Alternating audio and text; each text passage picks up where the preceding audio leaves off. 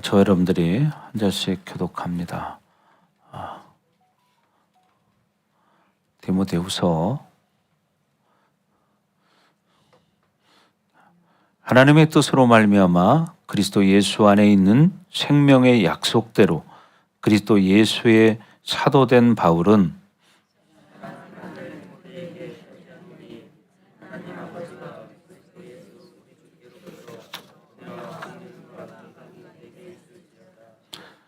내가 밤낮 간구하는 가운데 쉬지 않고 너를 생각하여 청결한 양심으로 조상적부터 섬겨오는 하나님께 감사하고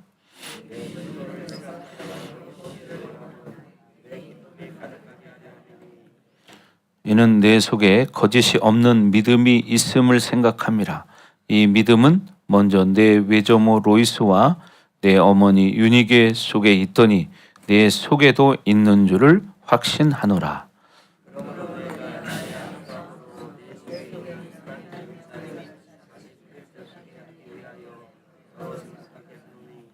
하나님이 우리에게 주신 것은 두려워하는 마음이 아니요 오직 능력과 사랑과 절제하는 마음이니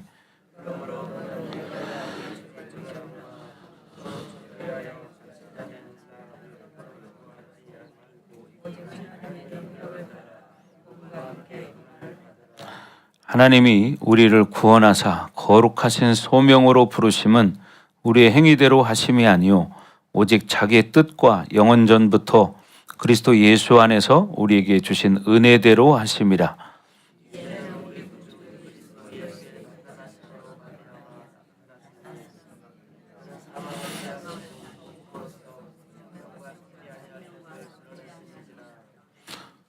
내가 이 복음을 위하여 선포자와 사도와 교사로 세우심을 입었노라.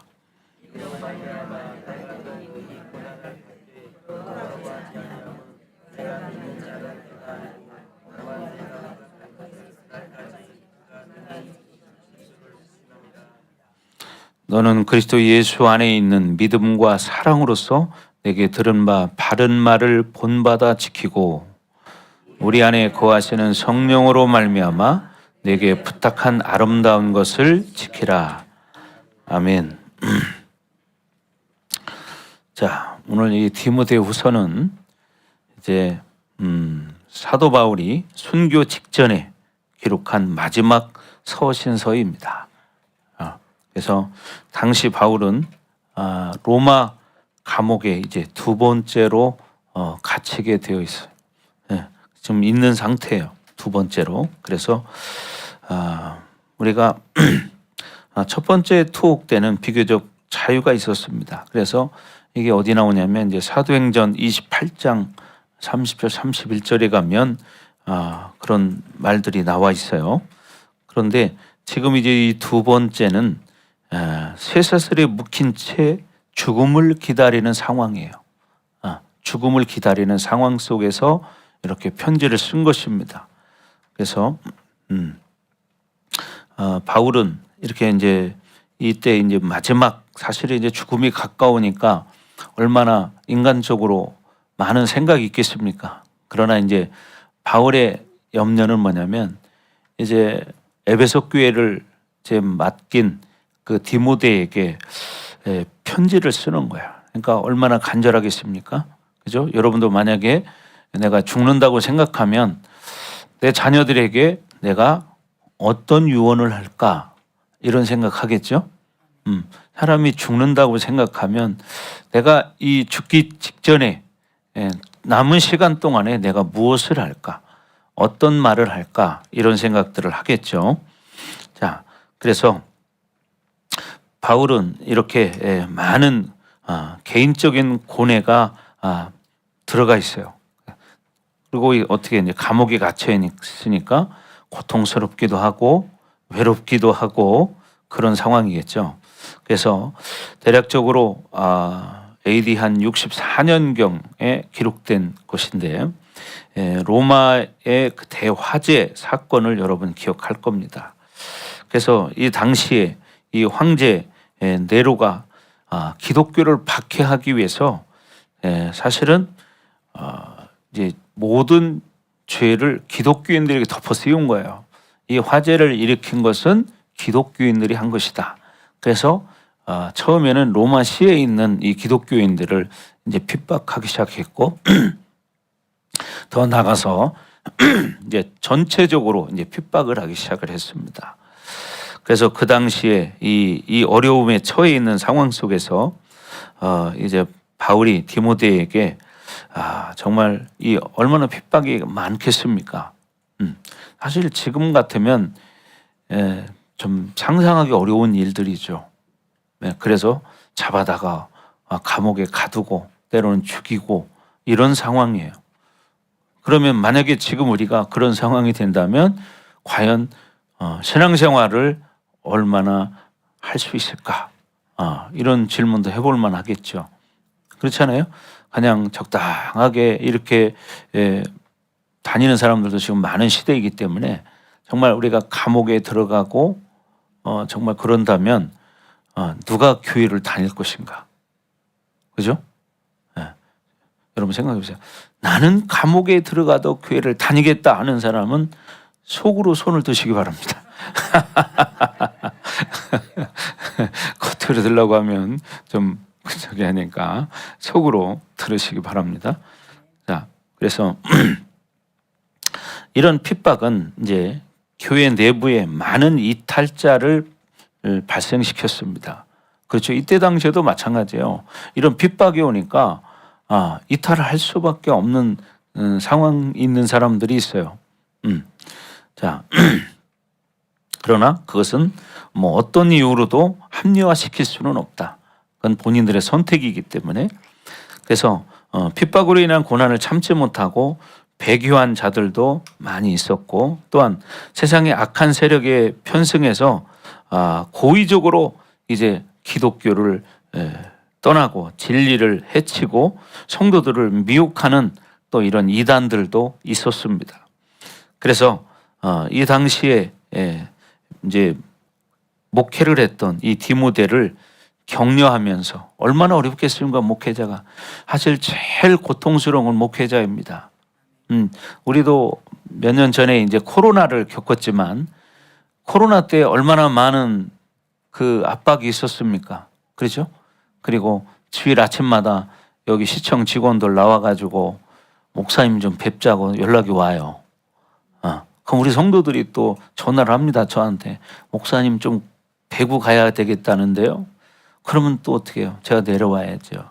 그럼 내려오면 직원들이 저한테 하는 얘기가 뭐라고 말하냐? 목사님, 대의를 위해서 오늘 예배를 안 드리면 안 되겠습니까?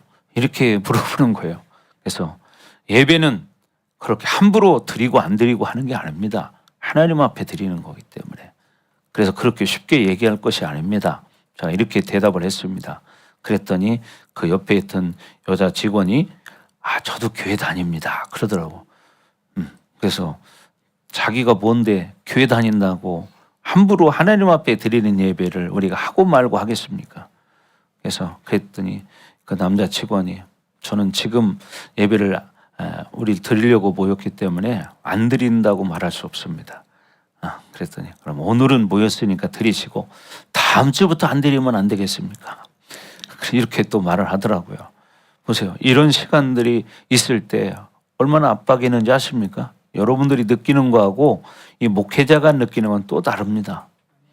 그리고 예배 인원을 몇 명만 드려라. 이렇게 숫자 제한을 하고 또 식사도 하지 마라. 막 그럴 때 정말 많은 압박이 있었고 또 전화도 옵니다. 전화도 저한테 그러면서 뭐 몇 명 모입니까? 뭐 이런 것도 물어보고 식사는 합니까? 그럼 저는 대답했습니다. 식사합니다. 그랬어요. 그러다가 이제 나중에는 이제 좀 안 한 적도 있었지만 왜요? 우리가 이거를 쉽게 예배라는 것은 하나님과의 관계성이기 때문에 환경이 어떻다고 해서 마음대로 이렇게 저렇게 할 수 있는 게 아니에요. 우리는 어디에서든지 하나님 앞에 예배하는 자가 돼야 한다는 거죠. 그래서 이런 디모데가 정말 이런 상황인 거예요. 그때 당시에는 예를 들어서 이 로마 시에 대형 화재가 났어요. 불을 다 질러버린 겁니다. 그러니 이건 어마어마한 사건 아닙니까? 생각해 봐요. 이 대전시에 불을 다 질러버렸어요. 그러면 얼마나 큰 사건입니까? 근데 이 주동자가 누구냐? 기독교인들이다. 그래서 기독교인들을 잡아들이기 시작한 겁니다. 그러니 얼마나 어렵습니까? 이런 상황 속에서 목회를 하고 있는 거예요. 신앙생활 하는 거예요. 그거 얼마나 참 힘들겠습니까?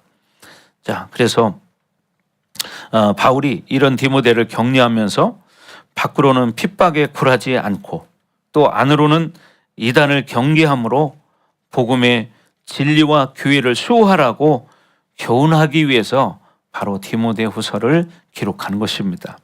자, 그래서 또한 바울은 세상 끝날까지 우리가 하나님의 교회와 성도들에 대한 핍박은 필연적으로 있을 것이다. 이런 핍박을 당하는 모든 세대의 교회와 목회자들, 성도들로 하여금 어떤 고난이 있더라도 인내하면서 복음의 진리를 사수하고 지켜야 되고 또 이 복음을 전파하는 사역에 충성하기 위해서 충성하도록 이렇게 편지를 쓴 거다. 아멘. 우리가 이걸 명심해야 됩니다.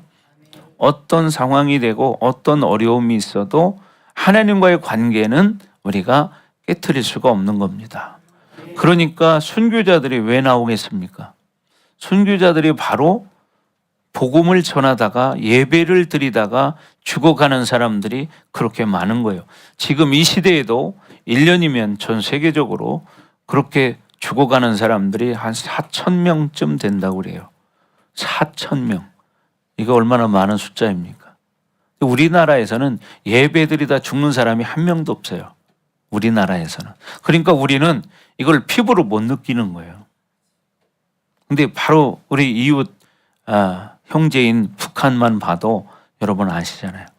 예배드리다 잡히면 죽임을 당하거나 아우지 탄광에 끌려가거나 그래서 거의 병들어서 죽어가는 사람들이 많죠. 그리고 또 그 옆에 우리 중국 있잖아요. 중국이라는 나라도 마찬가지죠. 예배드리다 잡히면 감옥에 갇히게 되고요. 또 때로는 엄청난 핍박을 당하기도 하고 때로는 죽임을 당하기도 합니다. 그리고 중동 지역에 가면 특히 더 그런 게 많아요. 왜? 힌두교 믿는 사람들 또 이슬람을 믿는 사람들 이 사람들이 기독교를 아주 싫어하거든요. 그래서 막 죽입니다. 거기는. 여러분 옛날에 보셨지만 참수형을 시키는 거 보셨죠? 목을 자르는 거예요. 목을 잘라요. 그럼 여러분 어떨까요? 옛날에 우리 그 김선일 형제가 갔다가 잡혀가지고 목이 잘렸죠. 기억하세요? 네, 저는 그거를 동영상을 봤습니다. 목을 자르는 것을. 혹시 그거 보신 분 계십니까? 네? 보셨어요? 저기 보셨다네요. 성도님이. 네. 저도 그걸 동영상을 봤는데 제가 한 번 보고 영상을 없애버렸어요. 왜? 다른 사람은 안 봤으면 좋겠다. 저 한 번 딱 보고 영상이 왔는데 이것을 내가 다른 사람한테 보내줄 수도 있잖아요. 근데 이것을 제가 지워버렸어요. 왜냐하면 이런 걸 보여주고 싶지 않더라고요. 정말 이건 무자비합니다. 제가 봤는데 머리를 손으로 다 이렇게 잡고요.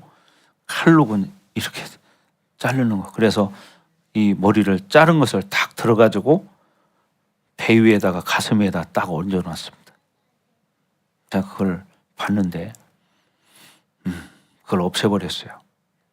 이게 여기 그렇게 오래된 얘기가 아니거든요. 이건 실화잖아요. 이렇게 여러분 전 세계에서 복음을 전하다가 죽어가는 사람들이 많이 있습니다. 근데 왜 이렇게 죽어가면서까지 복음을 전해야 할까? 왜? 우리는 영원한 천국이 있다는 것을 모르는 사람이 너무 많기 때문이에요. 그리고 중요한 것은 천국만 있는 게 아니라 지옥이 있기 때문입니다. 왜냐하면 이미 사람이 죽어서 결정이 되고 나면 다시는 이걸 번복할 수가 없어요. 세상의 일들은 때론 잘못된 것들이 이렇게 바뀌는 경우들이 있어요. 법원의 판례도 대법원에 가서 바뀌는 경우들이 있잖아요. 그죠? 그런 것처럼 세상에서는 바뀔 수 있지만 한번 우리가 영혼이 죽고 나면 다시는 번복할 수가 없는 상황이 됩니다. 그러니까 우리는 어떻게 해요? 복음을 정확히 알고 마지막 이 땅을 떠나는 그 시간까지 믿음을 잘 지키고 신앙생활을 잘 해야 되는 것입니다.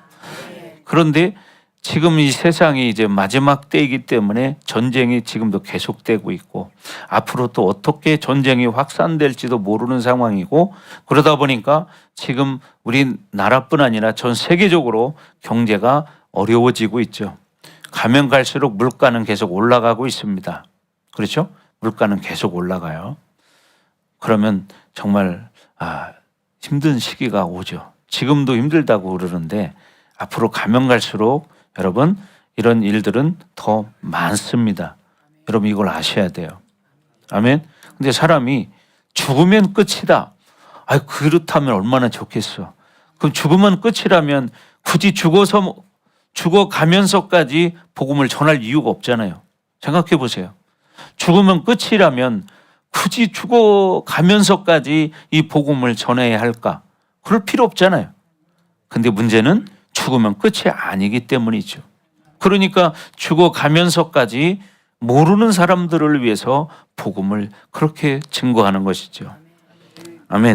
그리고 이렇게 실질적인 초대교회 때 이 어려운 상황이 실적으로 닥쳐 있기 때문이고 가면 갈수록 우리도 마찬가지입니다. 가면 갈수록 이제 교회가 어려워집니다. 왜? 사단이 마지막까지 자기들의 해야 할 일을 하기 때문이에요. 그것은 뭡니까? 많은 사람을 배교자로 만드는 것이고 하나님을 떠나게 만드는 것이 그들의 사명이기 때문에 또 지금 현실적으로 보면 이렇게 현실의 사회가 어려워지다 보니까 현실을 위해서 돈 왜 물가는 비싸지니까 돈이 있어야 되겠죠. 근데 또 어떻게 해요? 가면 갈수록 여러분 일자리도 줄어들게 돼 있습니다. 지금 미국에서는 그게 지금 현실화 되어져서 상당히 큰 문제가 되고 있습니다. 왜? AI를 통해서 사람들의 일자리가 다 줄어들기 때문이에요. 사실이잖아요. 어저께 보니까 다음 주가 우리 창립주일이잖아요. 근데 세상적으로는 그날이 석탄일이잖아요. 그죠? 네. 세상적으로는 석탄일이에요, 그날이. 네. 근데 어저께 어디 봤더니 석탄일 행사를 하는데 AI가 승복을 입고 이렇게 하는 AI 스님이 있더라고요. 네. 그게 신문에 나와 있잖아요. 인터넷에 나와 있고. 여러분 보십시오. 물론 AI가 그렇게 역할은 할 수 있겠지만 AI가 어떻게 해요? 하나님의 성령을 역사할 수는 없다. 그렇죠? AI는 성령의 역사는 만들 수 없어요.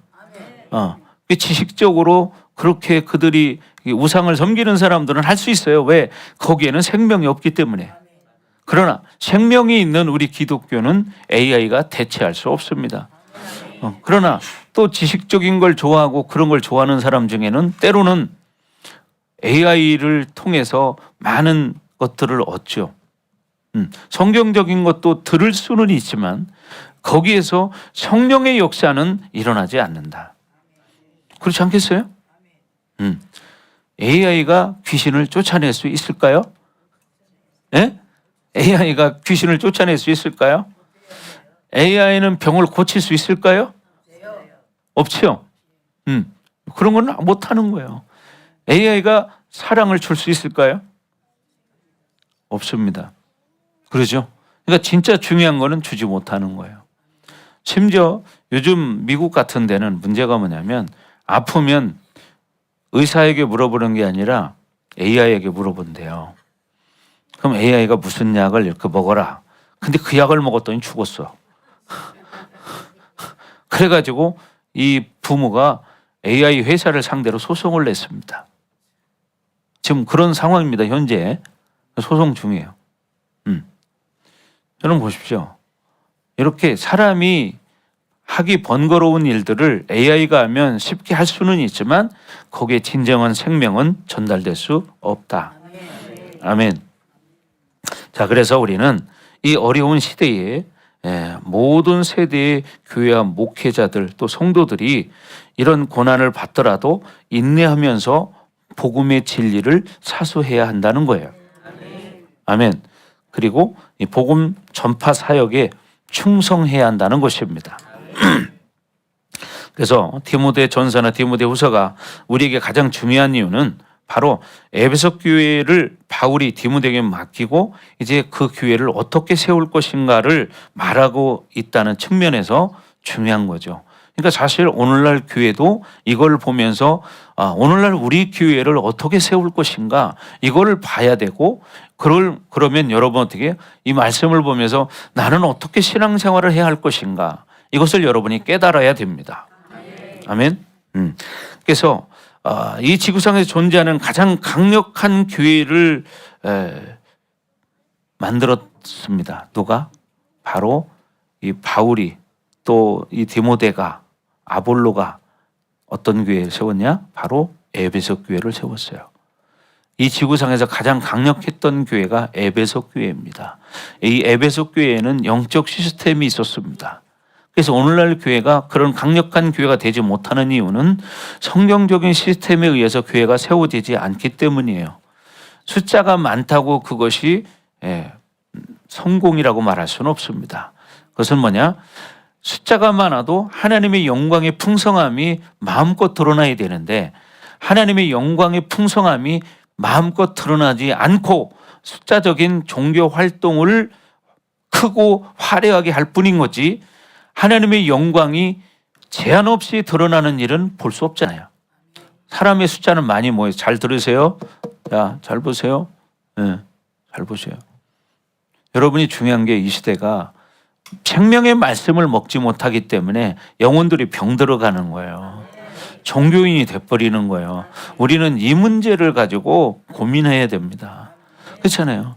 우리가 생명이 없는 이 기독교라면 이렇게까지 얘기할 필요 없어요. 그러나 우리 기독교는 혜원아 잉크는 하지 마라. 잉크는 하지 마. 오늘 옷을 예쁘게 입었네. 아주. 야, 옛날 만화 영화에 나오는 뭐 캔디 같다. 자, 그래서 여러분 이 에베소 교회가 어떤 시스템을 실체화시킬 것인가를 말하고 있는 거예요.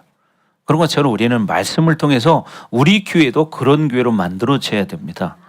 그러기 위해서는요, 여러분도 그런 성도들로 바뀌어야 되는 거죠. 아멘. 그래서 사도 바울의 이 마음을 우리가 이제 느낄 수 있는 거죠. 왜? 내가 이제 죽음을 앞두고 있잖아요.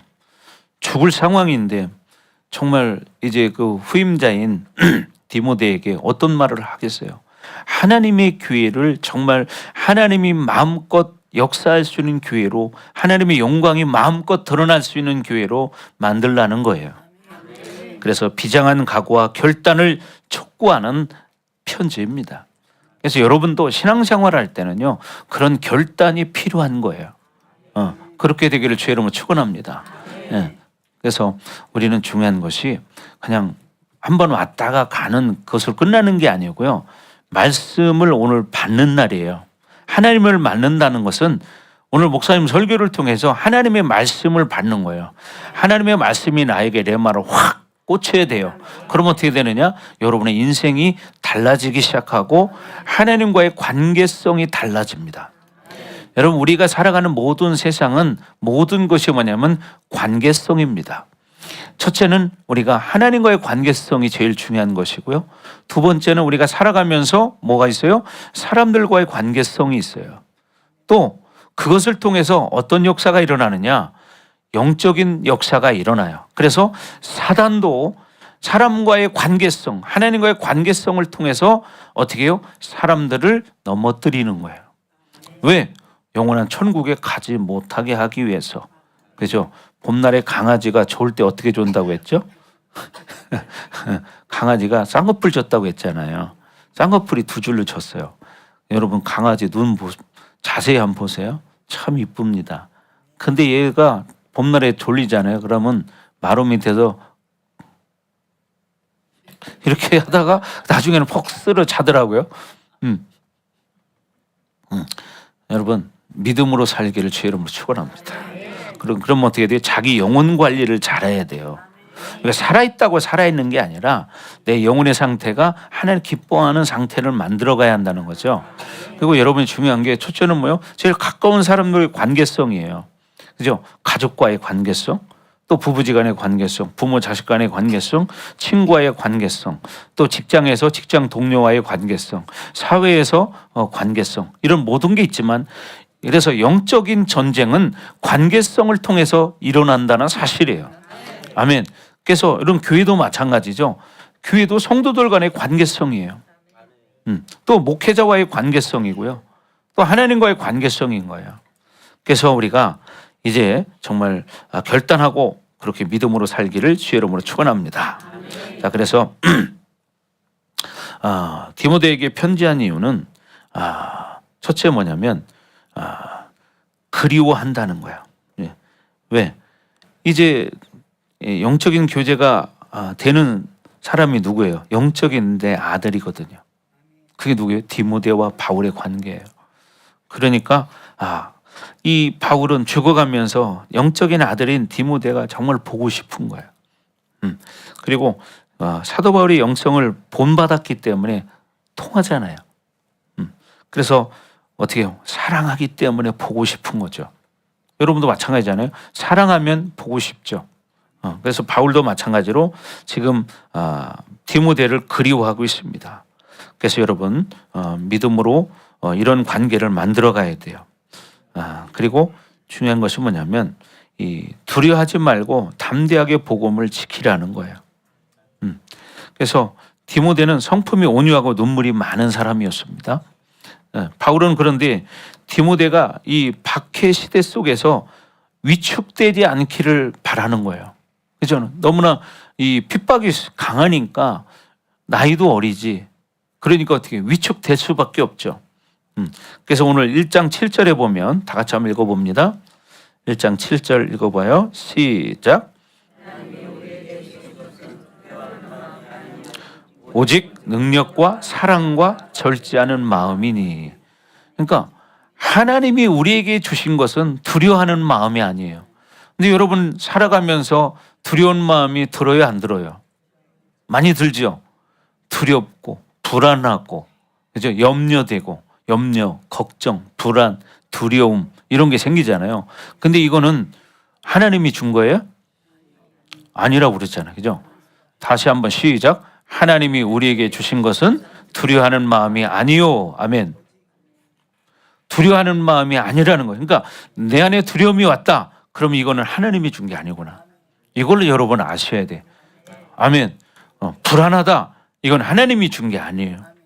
그럼 어떻게 해야 돼요? 예수 이름으로 떠나가라. 이렇게 여러분 선포해야 됩니다. 하나님이 주는 것은 오직 뭐냐? 능력과 사랑과 절제하는 마음입니다. 아멘.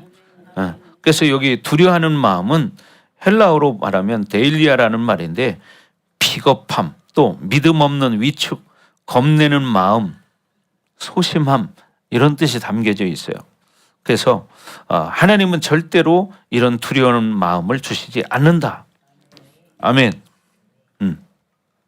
자, 그래서 하나님의 사람들은 하나님의 임재를 못 느끼면 아무것도 하지 말아야 되는 거예요, 사실은. 그러니까 중요한 게 어떻게 하나님께 집중하고 있어야 돼요. 근데 우리는 문제가 뭐냐면 마음이 막 조급해져요. 불안해요. 그러면 그냥 막 해버려. 순간에 자기 감정대로. 여러분 그렇게 하는 게 아니라는 거예요. 왜? 그런 마음은 하나님이 준 것이 아니기 때문에. 그래서 우리가 주님과의 교제권은 단 한순간도 잃어버리면 여러분 우리 속에는 뭐가 오느냐? 두려운 마음이 찾아와요. 그러니까 여러분 이걸 잊지 말아야 돼요. 그러니까 우리가 하나님과 교제가 이루어지면 두려운 마음이 안 찾아오는데 하나님과의 교제가 끊어져 버리면 육적인 생각이 돌아가기 때문에 두려운 마음이 찾아옵니다. 아멘. 그래서 우리는 주님의 성령님께서 지금 우리를 이끌어가는 것들을 다스림 받으면서 어떻게 통치 받으면서 우리 인생을 살아가야 한다는 것이죠. 그래서 우리는 기도도 그냥 하는 게 아니라 하나님의 임재 가운데 기도할 수 있어야 합니다. 아멘. 그래서 우리는 늘 예수님에 대한 그 간절함, 애절함, 그리움 이런 것들이 있어야 한다는 거죠. 아멘.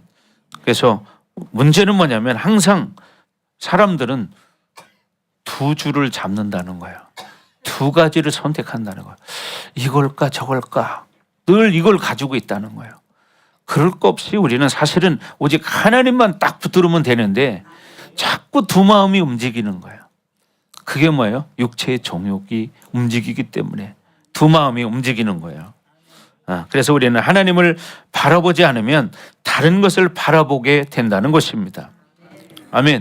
하나님을 바라보지 않으면 대체물인 다른 것을 바라보게 돼 있어요. 그래서 하나님의 경외감이 있으면 평강이 임하게 된다. 하나님을 경외하는 마음이 크면은요, 그 사람 마음속에 뭐가 오느냐? 평강이 찾아옵니다. 아멘. 여러분 그렇게 되기를 축원합니다. 그래서 하나님의 임재는 경외감과 긴장과 평강이 느껴지게 돼요. 하나님의 임재라는 게 뭡니까? 하나님의 임재는 하나님의 영으로 우리가 느끼는 건데 하나님이 함께 한다는 이야기예요. 그러면 우리는 어떻게 되느냐? 우리 속에는 하나님에 대한 경외감이 늘 생기게 돼 있고 또 평강이 임하게 돼요.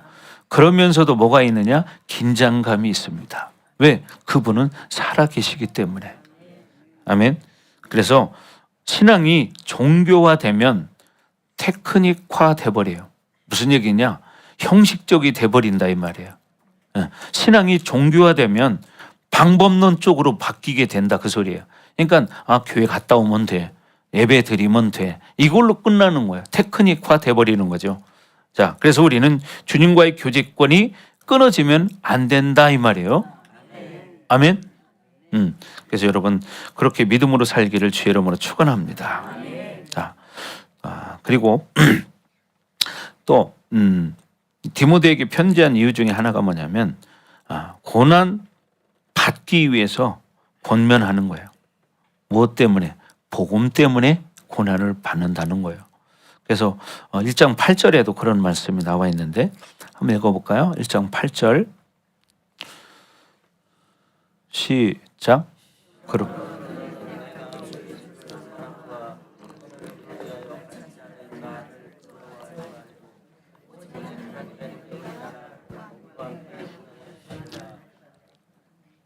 복음과 함께 고난을 받으라. 그러므로 너는 디모데 너는 내가 우리 주를 증언하는 것과 또 주를 위해서 갇힌 자 된 나를 부끄러워하지 말고 복음을 전하다가 감옥에 갇혔어요. 근데 우리는 이 말은 쉽게 하지만요. 사실 생각해 봐요. 복음을 전하다가 감옥은 그만두고 욕만 먹어도 그다음부터 안 한대. 욕 먹는 것 때문에. 그죠? 근데 바울은 지금 어떻게 해요? 감옥에 갇혀요. 우리가 하나님의 일을 한다는 것은 여러분 늘 좋은 일만 있는 게 아니에요. 근데 사실 좋은 일이라는 게 육신적으로 편안한 게 좋은 게 아니고요. 진짜를 전하게 되면 여러분 부딪힘이 생깁니다. 여러분 이걸 아셔야 돼요. 그래서 가족 간에도 불화가 생겨요. 복음을 제대로 진리를 알고 신앙생활하면요. 가족 간에도 갈등이 생기기 시작합니다. 이건 기본입니다, 여러분. 이거 아셔야 돼요. 그래서 하나님은 성경에 때로는 뭐라고 하냐면 내가 너희에게 화평을 주러 온 줄로 생각하지 마라. 내가 이 땅에 온 것은 너희에게 검을 주러 왔다. 검을 주러 왔다. 싸우라고 검을 주러 왔다는 거예요. 여러분 왜요? 영적 전쟁의 연속이기 때문입니다. 우리 인생은 영적 전쟁의 연속이에요. 그래서 우리에게는 말씀의 검이 필요한 겁니다. 아멘. 그래서 여기 함께 고난 받는다는 이 헬라어 원어는요, 뭐 어떤 뜻이 있냐면 함께 고난에 참여해라 이런 뜻이 있어요. 복음을 위해서 고난의 동지가 되라 이런 말입니다. 고난의 동지가 되라. 복음을 위해서, 뭐를 위해서? 네, 복음을 위해서 동지가 되라. 아멘. 그러니까 여러분, 우리가 복음을 가지고 산다는 건요, 고난이 따라요. 힘들어요. 고통스러워요. 그래서 여러분, 그런 것을 내가 참고 견디고 인내하면서 끝까지 믿음을 지킬 때 그것이 뭐예요? 상이 되는 거예요. 상이. 근데 우리는 사실 복음 때문에 고난받는 거 싫어요. 그렇죠? 근데 지금 바울은 지금 디모데에게 뭐라고 말하는 거예요? 하나님의 능력을 따라서 복음과 함께 고난을 받아라. 이렇게 지금 말하고 있습니다. 고난을 받아라. 그래서 여러분, 신앙생활하는 게 제대로 하려면 고난이 따르게 돼 있어요. 제대로 안 하고 타협하면 고난 따를 일이 없어. 왜? 타협해버리면 되니까. 근데 믿음을 제대로 지키려면 고난이 따라. 그래서 여러분도 겪어봤잖아요. 그죠? 저도 겪어봤고. 심지어 어떤 사람은 옛날에 아버지한테 머리를, 내 친구는요, 초등학교 여자친구인데 이 친구는 머리를 아버지가 잘라버렸어요. 교회 못 가게. 네. 직접 들은 이야기예요. 친구한테. 나중에서 들었는데 그렇게까지 했는데도 보자기를 쓰고 담을 떠넘어서 교회를 갔다는 거예요. 참 그게 순수한 믿음이죠. 네. 참 그 친구가 참 나중에서 제가 이걸 알았는데 그런 이야기를 하더라고요. 우연하게 이제 제가 목회자가 되고 나서 어떻게 연결이 돼가지고 전화를 통화하게 되는데 그런 이야기를 하는 거예요. 아, 기억났다. 그 엄마가 충대병원에 입원해 있었어요. 그때 우리 장모님이 충대병원에 입원해 있었거든요. 그때 이제 그 엄마 때문에 이제 고향을 못 가보니까 그 딸이 우리 동창인 거예요. 그래서 이제 연락이 됐던 겁니다. 근데 얘기 들어보니까 내가 이제 목사가 됐다고 그러니까 자기도 옛날에 지금도 교회를 다니지만 초등학생 때, 중학생 때 아버지가 머리를 잘라가지고 교회 못 가게, 여자가 머리 잘라놓으면 사실 창피해서 못 나가잖아요. 근데도 보자기를 쓰고 담을 떠넘어서 교회를 갔다는 거예요. 여러분 이게 얼마나 참 믿음이 좋습니까? 아멘. 여러분 바로 신앙생활이라는 게 이런 거야. 제일 먼저 부딪히는 게 가족이에요. 가장 가까운 사람이에요. 그렇잖아요. 여러분도 겪어보셨죠? 그래서 우리는 복음에는 영광만 있는 것이 아니라 십자가도 있다는 것을 여러분 기억해야 된다. 아멘. 뭐가 있다? 십자가가 있다. 십자가가 있다는 것은 뭐예요? 고통이 있다는 거예요. 십자가의 고통. 아멘. 근데 우리는 그런 고통이 올 때 피하고 싶어요. 이게 인간의 마음이에요. 그러나 우리는 진리를 가진 자이기 때문에 그렇게 살아야 한다는 것입니다. 그래서 마태복음 16장 24절에 보면 그런 말씀이 있죠. 예수님께서 제자들에게 뭐라고 말하느냐? 누구든지 나를 따라오려거든 자기를 부인하고 자기 십자가를 지고 나를 따를 것이니라. 자기를 부인하고 내 인간적인 내 생각, 내 방법을 내려놓고 네 생각은 부인해라. 내려놓고 네 십자가를 지고 네가 지금 어떤 복음 때문에 고난을 당하고 있느냐? 아버지한테 그런 고난 당하고 있니? 아니면 엄마한테 그런 고난 당하고 있니?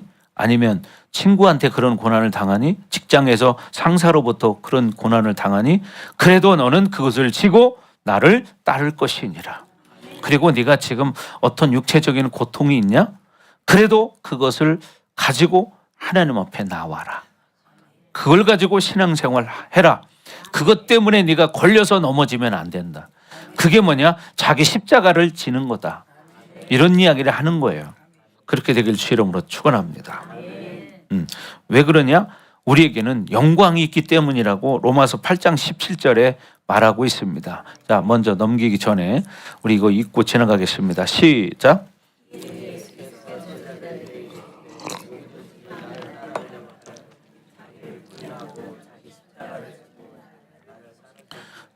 자기를 부인하고 자기 십자가를 지고 나를 따를 것이니라.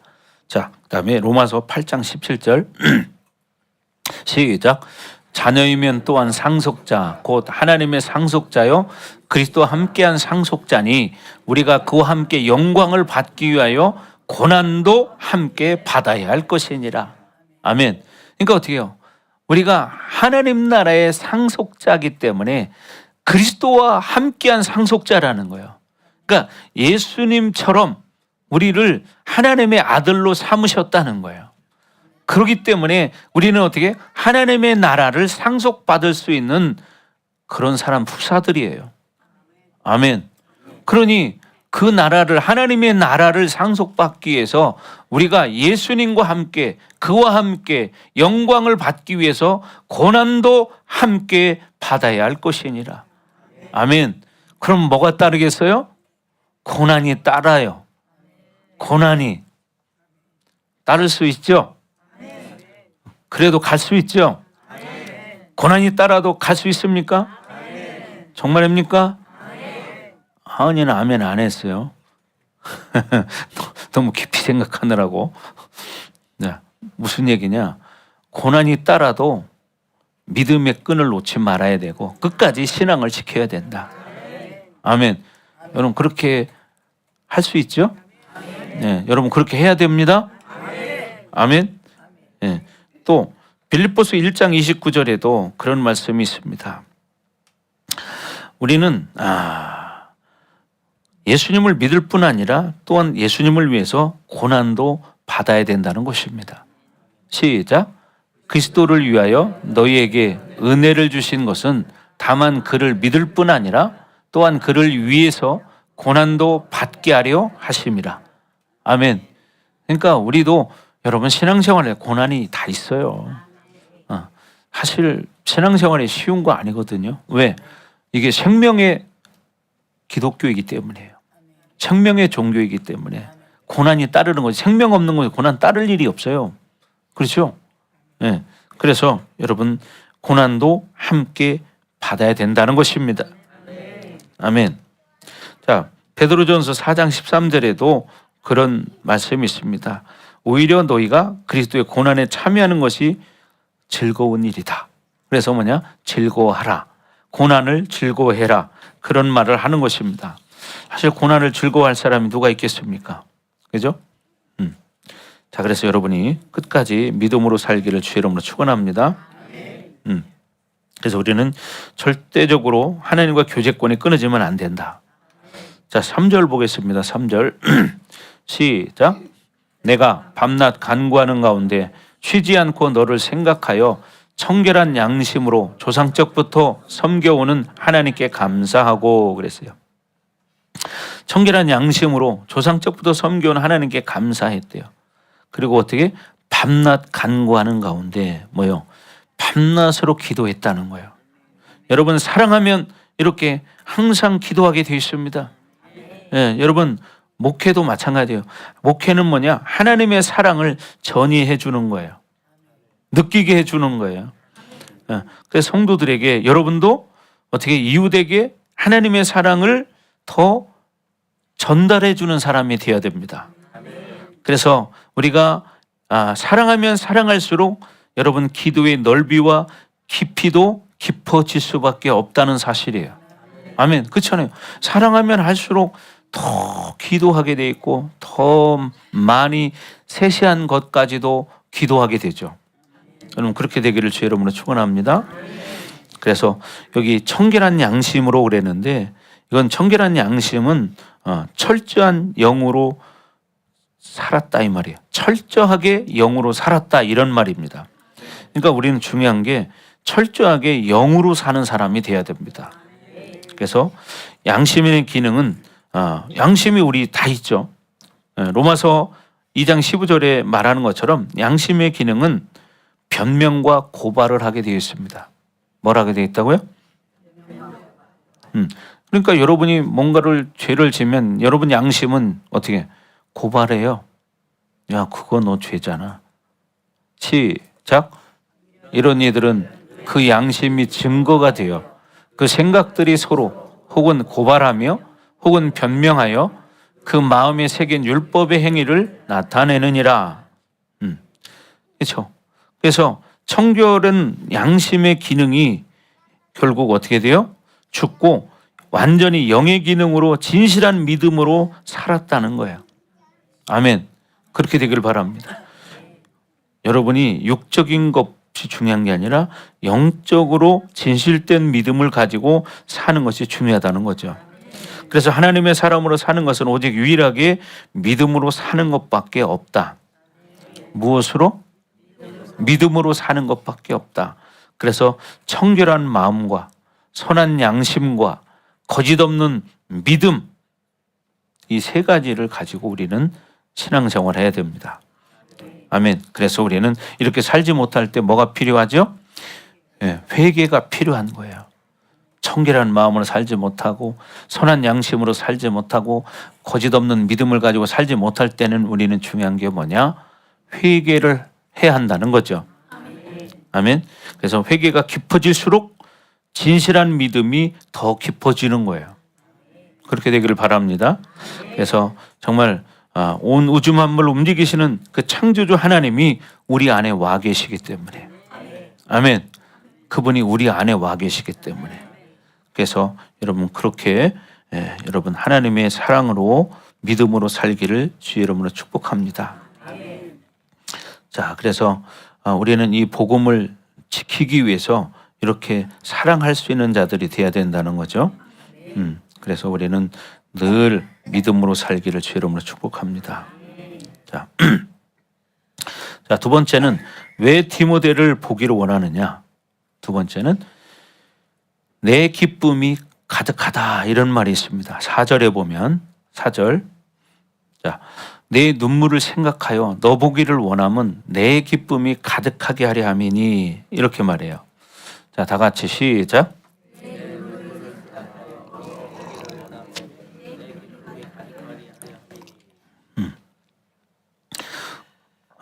내 눈물을 생각하여, 감옥에 갇힌 바울을 생각하는 디모데의 마음을 말하는 거예요.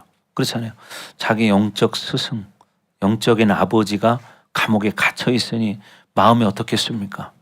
얼마나 아프겠습니까? 그러니까 어떻게 눈물을 흘리는 거예요. 그러면서 어떻게요? 기도합니다. 그래서 우리는 하나님의 기쁨이 되어야 한다는 거죠. 아멘. 우리는 그래서 하나님의 기쁨의 삶을 살아야 돼요. 그래서 요한복음 15장 11절에 보면 그런 말씀이 있어요. 내가 이것을 너에게 이름은 내 기쁨이 너희 안에 있어서 너희 기쁨을 충만하게 하려 함이라, 이런 말씀이 있습니다. 그래서 내 안에 주어진 말씀을 제한하지 않고 사용하느냐가 신앙생활의 관건이에요. 그러니까 하나님 주신 말씀을 가지고 제한받지 않고 말씀대로 살아가는 것이 가장 소중하다는 거예요. 근데 여러분이 말씀을 그러니까 붙들어야 되는 거죠. 말씀을 수시로 먹어야 되고 말씀을 가지고 씨름해야 되는 거예요.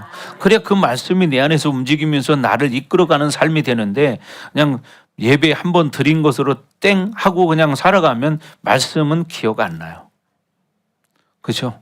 문 밖에 나가면 다 잃어버렸어요. 점심 먹으면서 다 없어졌어요. 어디 갔나.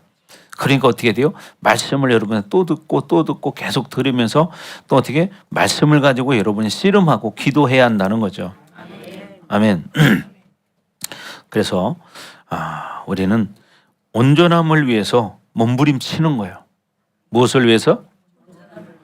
무엇을 위해서? 그렇죠. 온전함을 위해서 몸부림치는 거예요. 그렇죠. 세상에서도 우리가 무엇을 하기 위해서는 남보다 더 많은 땀을 흘려야 됩니다. 그래야 그것을 만들어갈 수 있는 거죠.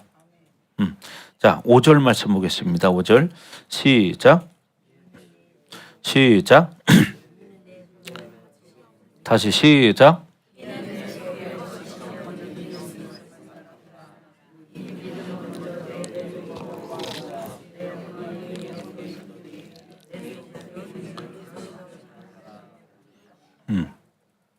이는 내 속에 거짓이 없는 믿음이 있음을 생각합니다. 이 디모데는 거짓이 없는 믿음이 있다는 거예요. 왜 그러냐? 이 믿음은 어디서 왔냐? 먼저 내 외조모 로이스와 외할머니, 외할머니로부터 그런 신앙의 유산을 물려받았다는 거예요. 외할머니가 그런 사람이었다는 거예요. 그리고 또 뭐냐? 내 어머니 윤희계 속에 있더니, 그러니까 외할머니도 그런 믿음의 사람이었고 엄마도 윤희계도 그런 사람이었다는 거예요. 그래서 그 디모데도 거짓 없는 믿음을 가졌다는 거죠. 그러니까 여러분 이런 것들이 뭐가 느껴집니까? 말씀을 들을 때, 내 믿음의 유산이 참 중요하구나. 그렇죠? 내가 어떤 믿음을 갖느냐가 이렇게 중요하구나. 그래서 여러분이 어떤 믿음을 갖느냐에 따라서 그 믿음이 자녀들에게 흘러가는 거예요. 아멘. 그렇게 되길 주의 이름으로 축원합니다. 자, 6절 말씀 보겠습니다. 6절 시작. 그러므로 내가 나의 안수함으로 내 속에 있는 하나님의 은사를 다시 부릴 듯하게 하기 위하여 너로 생각하게 하노니. 나의 안수함으로, 이건 뭐냐면 영적인 전의를 말하는 거예요. 그죠? 바울을 통해서 디모데가 안수를 받았잖아요. 그러니까 바울이 가지고 있는 영적인 모든 것들이 디모데에게 전이가 됐다는 거예요. 그래서 여러분, 폭발적인 영적인 성장은 여러분 개인적으로 만들기는 정말 어려운 겁니다. 그런데 가장 빠른 게 뭐냐면 영적인 전이에요. 그걸 진짜 알고 사모하고 그런 사람은 예를 들어서 이 안수해 줄 때 영적 전이가 이루어집니다. 그래서 여러분들이 그렇게 빠르게 성장할 수 있는 것은 이 전이입니다. 그러면 어떻게 돼요? 여러분이 사모해야 되고 그냥 또 전이만 받았다고 끝나는 게 아니라 자기가 어떻게 해요? 그걸 가지고 여러분이 기도할 때 공급받은 것이 내 안에 활성화되어지고 성장하게 되겠죠. 그래서 성도의 성장은 훈련과 전의를 통해서 성장한다는 사실이에요. 아멘. 그러니까 뭐예요? 전의도 필요하고 훈련도 필요하다 이 말이죠. 그러니까 여러분이 전의를 받고 훈련을 해야 성장이 이루어지는 거예요. 근데 전의를 받았다고 해서 훈련을 하지 않으면 그걸로 소멸되고 말아요. 그래서 중요한 것은 뭐냐? 전의도 필요하고 여러분 성장도 필요한 것입니다. 그렇죠?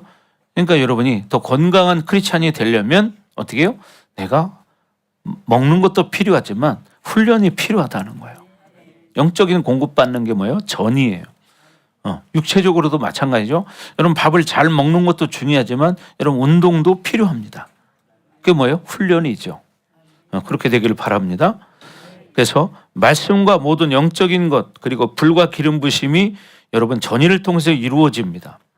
말씀과 모든 영적인 것 또 성령의 불, 성령의 기름 부심 이런 것들이 영적 전의를 통해서 이루어져요. 그래서 여러분 이 전의 받는 게 이렇게 중요한 거예요. 사모하시고 받으시기를 바랍니다. 그냥 근데 이걸 그게 그렇다고 뭐 팍팍 지금 느껴지는 게 아니에요. 내가 느끼지 못해도 전의가 됩니다. 그러면 어떻게 돼요? 내가 기도하고 훈련할 때 그것이 내 안에 활성화가 되어져서 성장이 이루어지는 거예요. 아멘. 그렇게 되길 주의 이름으로 축복합니다. 자, 기도하겠습니다.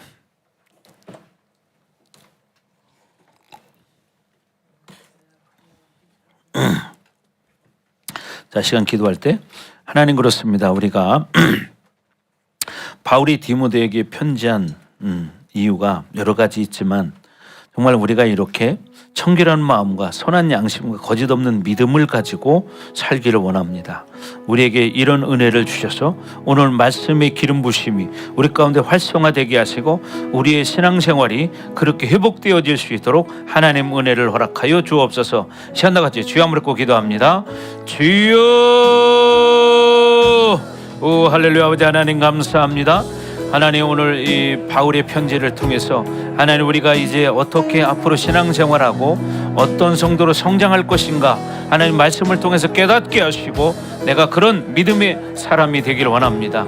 하나님 우리에게 불과 기름 부심이 충만케 하시고 또 하나님의 말씀이 온전히 우리 안에 새겨져서 이 말씀이 우리를 이끌어가게 하시고 우리가 하나님이 기뻐하는 거룩한 영혼들로 성장시켜 주옵소서. 그래서 우리가 늘 청결한 마음과 선한 양심과 거짓 없는 믿음을 가지고 살아가기를 원합니다. 우리 사랑하는 성도들에게 이런 영적 성장, 영적 진보가 이루어질 수 있도록 하나님 기름 부어주시고 하나님이 주신 지혜와 지식이 더 활성화되어져서 정말 하나님 앞에 영광스러운 존재로 살아가기를 원합니다. 하나님의 영광이 마음껏 나를 통해서 이룰 수 있도록 하나님 앞에 엎드리고 기도하는 그런 삶이 될 수 있도록 하나님 축복하여 주옵소서. 우리 사랑하는 반석교회 모든 성도들에게 이 말씀의 기름 부심이 활성화되게 하여 주옵소서. 활성화되게 하여 주옵소서.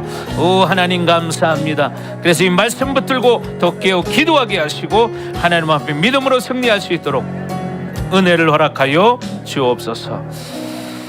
하나님 감사합니다. 오늘 이 말씀을 듣고 우리도 정말 이렇게 바울의 편지에 담겨진 깊은 메시지가 우리가 청결한 마음과 선한 양심과 거짓 없는 믿음을 가지고 영적 훈련을 통해서 이렇게 온전한 자로 회복되는 것입니다. 또 시대가 이 시대나 지금이나 혼란한 시대입니다. 물론 그 시대는 지금보다 더 두렵고 떨리는 일들이 많이 있었지만 그러나 이 시대에도 우리가 어려운 일들이 너무나 많이 있습니다. 이런 현실 속에서 타협하지 않고 진리를 사수하고 지키고 복음을 증거할 수 있는 그런 믿음의 삶을 살아갈 수 있도록 하나님 은혜를 내려 주옵소서.